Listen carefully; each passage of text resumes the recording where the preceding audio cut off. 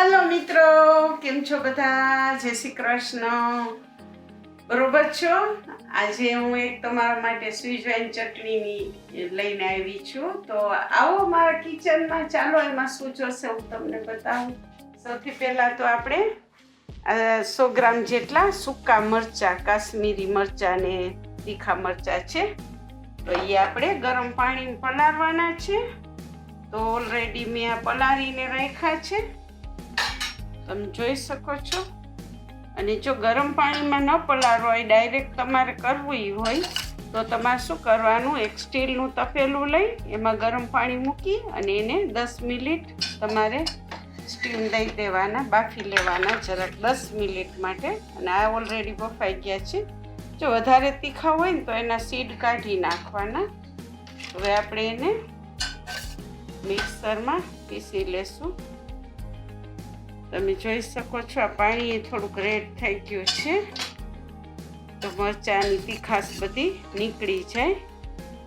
જો મિત્રો, આવી રીતે પીસવાના અને તમે પીસી અને ડાયરેક્ટ નહીં ખોલવાનું, 2 મિનિટ જેવું રહેવા દેવાનું છે, એટલે આપણે ખ્યાળ ના આવે, ઉધરસ ના આવે.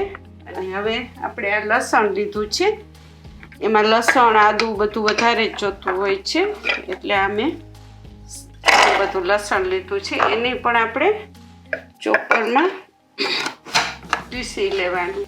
આપણે આખું ભાગું પીસવાનું છે, તો મેં આખું ભાગું પીસું છે.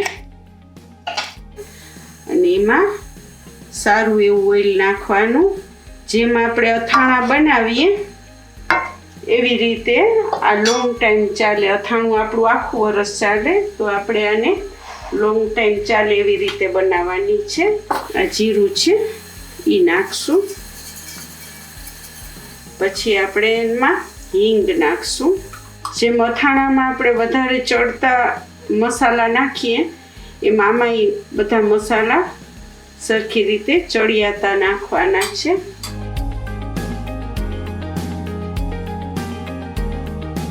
આ મેં આદું લીધું છે, 2 મોટા ટુકડા સ્કીન કાઢી અને મેં ગ્રાઇન્ડ કરી રાખ્યું હતું ઓલરેડી. તો હું આદું નાખું છું. વધારે પડતું આદું હોય છે આમાં.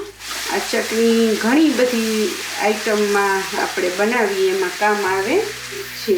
ચાઇનીઝ બનાવો, નૂડલ્સ બનાવો, પાસ્તામાં પણ તમે નાખી શકો છો. હવે મેં આ જાજુ બધું લસણ લીધું છે, તો એની પણ આપણે તેલમાં સોતરવાનું છે.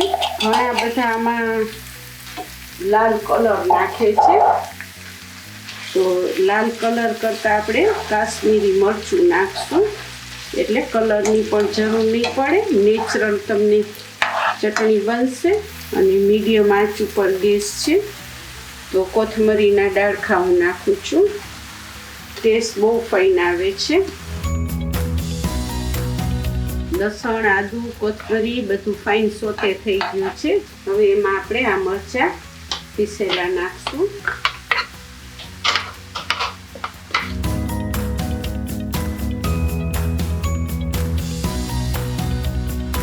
આપણે આ મરચાંને થોડીક વાર ચડાવવાના છે. આપણે આ મિક્સરમાં જેમાં પીસું છે એમાં મરચાં બધા ચોટેલા છે, તો આપણે આમાં પાણી નાખી અને ફાઇન બધું અંદર ચાવવા દઈશું. પાણી નાખવાથી બગડતી નથી, ડોન્ટ વરી. હવે એમાં આપણે કલર જે નથી નાખતા, તો એના માટે આપણે કલરવાળું આ મરચું આવે છે, કાશ્મીરી મરચું નેચરલ, તો એ હું 2 ચમચી નાખીશ મોટી.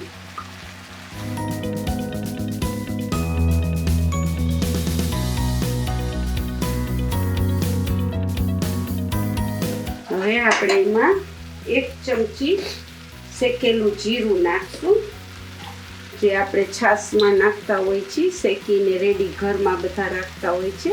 1 ચમચી જીરું નાખશું. આનાથી ટેસ્ટ બહુ જ ફાઇન આવે છે. અને આ 1 ચમચી ચાટ મસાલો નાખીશ. જરૂરિયાત પ્રમાણે નિમક નાખવાનું છે. હવે હું ગેસ ધીમો કરું છું. અને આ 2 ચમચી મેં બ્રાઉન સુગર લીધી છે, એ નાખીશ. એ 2 ચમચી નાની 2 ચમચી નોર્મલ ટમેટો કેચઅપ લીધું છે, એ નાખશું આપણે. પાછું એને આપણે હલાવી લેશું. અને આ મેં અડધું લીંબુ લીધું છે, એટલે ખટાશ, મીઠાશ, તીખાશ બધું એક રસ થઈને ચટણીનો ટેસ્ટ ફાઇન આવે એના માટે મેં અડધું લીંબુ નાખું છું. જો મિત્રો તમને મારો વિડીયો ગમે તો લાઈક કરજો, સબસ્ક્રાઇબ કરજો, શેર કરજો, તો અવારનવાર તમને મારા નવા વિડીયો જોવા મળતા રહેશે. હવે આપણે એને 3 થી 4 મિનિટ ચડવા દેવાનું છે. ઢાંકી અને ચડવા દઈએ આપણે એને. તમે જોઈ શકો છો તેલ ફૂટ્યું છે અને